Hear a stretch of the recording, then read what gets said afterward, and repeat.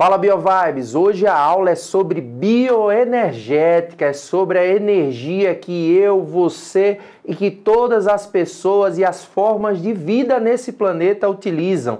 Percebam na imagem aqui que nós temos mitocôndria, cloroplasto, sol e ciclos de circulação dessa energia entre os seres vivos. O que eu tenho que falar para vocês? Lembrem, energia flui, ela nunca volta, ela sempre segue num sentido contínuo. Agora a matéria, ela sempre pode ser reciclada. E eu não posso começar as nossas aulas sem mostrar para vocês como é que esse assunto apareceu nas provas do Enem. Mais uma vez, dados, estatísticas para você encontrar nesse momento final a certeza que você precisa para conseguir apontar o seu barquinho na direção correta e assim encontrar a resolução das dúvidas mais importantes nesse processo com essas aulas que a gente está fazendo de revisão para o nosso Enem. Está chegando cada dia mais perto. Olha o que a gente observa, BioVibes. Falando em citologia, nós temos assuntos,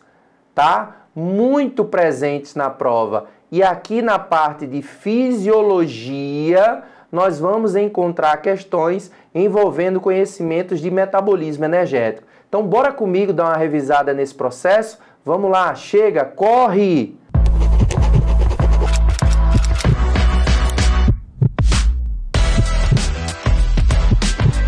Para você entender muito bem o metabolismo energético, você tem que observar aqui, ó, a nossa mitocôndria. Então vamos lembrar como ela é formada. Membrana externa, que é uma membrana lisa de fosfolipídios associados à proteína, e uma membrana interna toda preguiada, onde nós vamos ter as proteínas responsáveis pelo processo de síntese de ATP.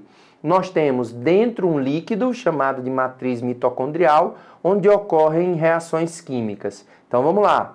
A primeira parte do metabolismo energético, da respiração celular, vai ocorrer no citoplasma da célula. Então lá no citoplasma da célula, a glicose ela é quebrada parcialmente, transformada no chamado ácido pirúvico. Esse ácido pirúvico ele vai entrar na nossa mitocôndria e lá dentro da matriz mitocondrial é onde vai ocorrer o segundo processo, chamado de ciclo de Krebs. Lá, após ocorrer esse metabolismo nesse ciclo, esses compostos produzidos vão ser direcionados à membrana interna, onde através de proteínas presentes nessa membrana, nós vamos ter a síntese de ATP. Através da energia extraída da molécula de glicose ao longo desses três processos. Lembra que a molécula de glicose, ela tem, entre as ligações de carbono, hidrogênio e oxigênio, energia aprisionada, que foi armazenada lá no processo da fotossíntese. E aí o que vai ocorrer, BioVibes? Essa energia ela vai sendo transportada pelos transportadores NAD e FAD através da ligação com átomos de hidrogênio carregados de energia. No processo final, a cadeia transportadora de elétrons, ou também chamada de fosforilação oxidativa, esses hidrogênios serão lançados e energia carregadas por eles vão fazer mover proteínas chamadas de sintetases do ATP ou bomba de prótons que vão promover a ligação do fosfato ao ADP, que é a adenosina difosfato. Essa ligação promove a formação de uma molécula que funciona como uma bateria nas nossas células, que é o chamado ATP. Então, BioVibes, essa é a forma de entendimento desse processo de respiração celular que é muito importante para sua prova do Enem que vai acontecer. Lembrando também que quando eu tenho apenas a reação da glicólise que ocorre no citoplasma, eu posso direcionar essa produção de energia de uma forma mais ineficiente, com a menor produção de ATP. E esse processo parcial nós chamamos de fermentação, quando nós extraímos apenas uma pequena quantidade de energia da molécula de glicose. Essa fermentação ela pode ser lática, como nos nossos músculos e também por algumas bactérias, onde como produto final eu vou produzir poucos ATPs e ácido lático. E eu também tenho a fermentação alcoólica, onde através desse processo também produzo poucos ATPs e, como resíduo final, o álcool ou etanol. E essa fermentação alcoólica é muito comum na fabricação das bebidas alcoólicas, do pão que a gente consome, tão bom, aquele cheirinho de pãozinho quentinho saindo da padaria. É nada mais, nada menos do que esse vapor de álcool e de gás carbônico que foi eliminado da massa, que fermentou e estava cheio de álcool ali no processo. Olha aí como a gente vai aprendendo biologia e o nosso dia a dia até numa aula de metabolismo energético, até aqui no nosso canal. Então, BioVibes, o que a gente tem que entender nesse processo? Que o mecanismo da bioenergética ele ocorre tanto em plantas, que são seres produtores, quanto em animais, que são seres consumidores. Ou seja, nós temos mecanismos que promovem a circulação. O que o cloroplasto está fazendo? Sequestrando o gás carbônico do ambiente e utilizando para formar moléculas orgânicas, lançando sobre essas moléculas orgânicas a energia que foi aprisionada da luz solar.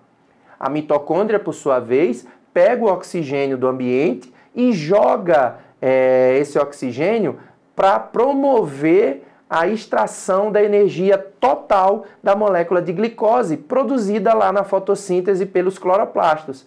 Então a mitocôndria ela tem capacidade de quebrar essa molécula de carboidrato, principalmente, rica em energia, e dessa forma utilizar o oxigênio como aceptor final dos elétrons. Ou seja, aqueles elétrons que foram liberados carregados de energia, que foram utilizados para formar ATP, eles não ficam perdidos, eles vão ser aprisionados na junção de hidrogênio com oxigênio, na formação de uma molécula de água. Essa molécula de água inodora, inócua para a célula, e dessa forma eu tenho, graças ao oxigênio, a capacidade de extrair toda a energia presente na molécula de glicose. Por quê? Todos os resíduos gerados, eles podem ser controlados, armazenados na célula, impedindo assim a destruição de processos enzimáticos, metabólicos celulares. Ok, BioVibes? Então, BioVibes, essa molécula aqui é o dinheirinho da célula. Ela funciona como a moeda energética da célula. Que molécula é essa? Essa molécula é o que nós chamamos de nucleotídeo. É um nucleotídeo sim. Ai, professor, é um DNA? Não, é semelhante. Por que é semelhante? Porque ele tem uma base nitrogenada, que pode ser adenina, guanina, citosina, timina ou uracila, tem um açúcar de 5 carbonos, que normalmente é uma ribose, e um radical fosfato. Aonde no ATP eu tenho a ligação de 3 radicais fosfatos. E essa ligação entre esses 3 fosfatos, ela é oriunda da energia extraída da glicose. Então, sua célula a todo momento forma ATP. Quando ela precisa de energia, ela libera um ATP, ela quebra um ATP, liberando uma molécula de fosfato, formando o que nós chamamos de ADP.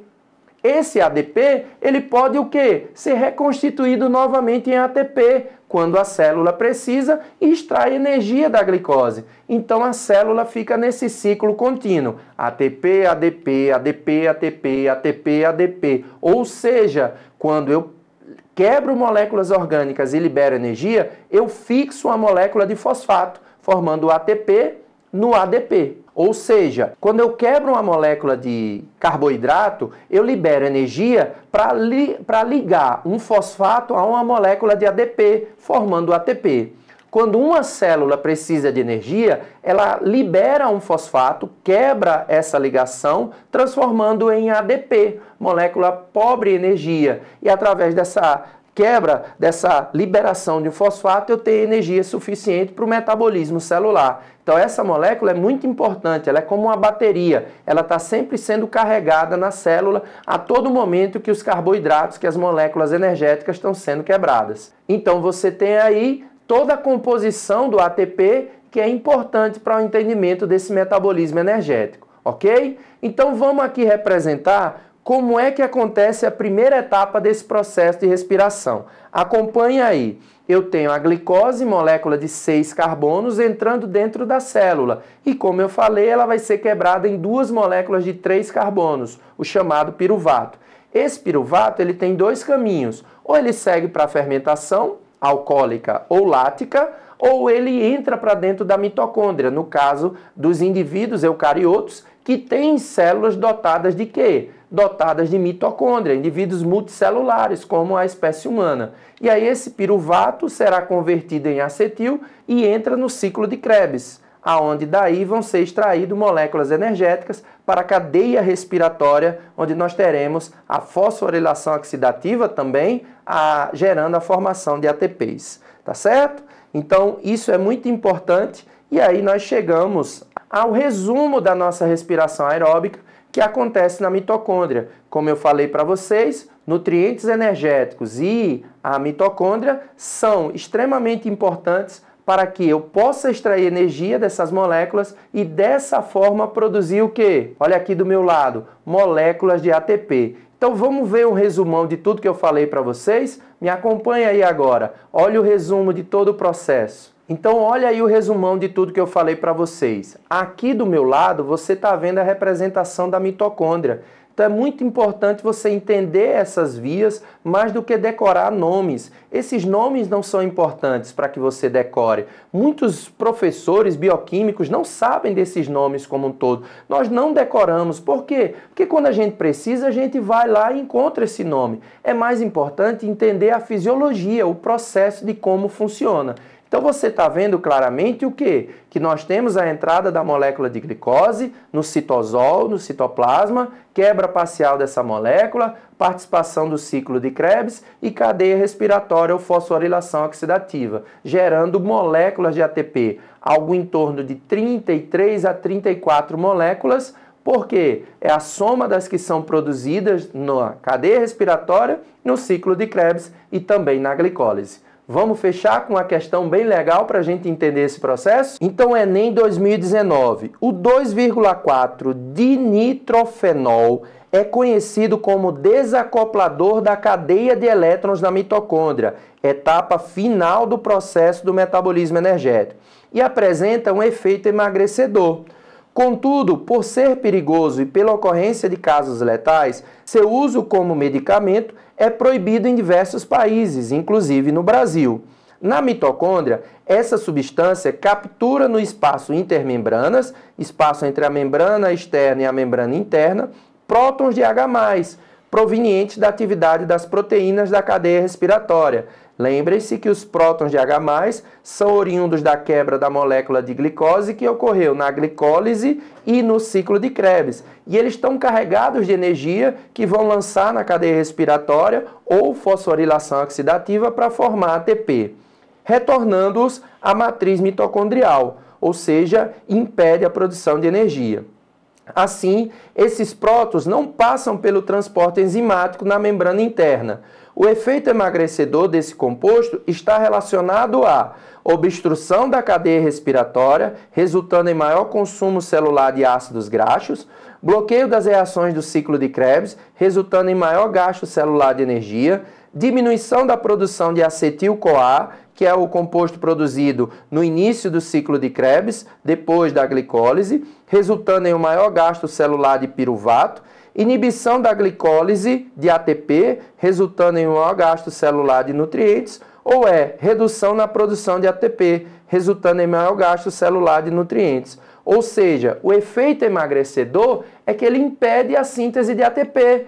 Então, BioVibes, com isso nós chegamos com a resposta que é a letra E. Muito bem. A letra E fala que a redução na produção de ATP resulta em maior gasto celular de nutrientes. Então as células vão ter que gastar mais nutrientes para produzir uma maior quantidade de ATP, por isso que gera um efeito emagrecedor. E em compensação, ela não vai estar conseguindo produzir esses ATPs, porque ela está sendo inibida por essa condição, por esse composto que foi introduzido na célula. Então, voltando aí, BioVibe, fica bem claro para você o entendimento dessa questão, que a falta da produção de ATP faz com que a célula entenda que ela tem que consumir mais nutriente energético. E o impedimento de produzir ATP gera mais consumo. E isso faz com que aumente o metabolismo e, dessa forma, um efeito emagrecedor. Olha que legal, que interessante. Ai, professor, queria usar isso. Olha o enunciado. Não é muito bom, não. Beleza? Valeu, BioVibes. Vamos para a próxima aula, que é fotossíntese.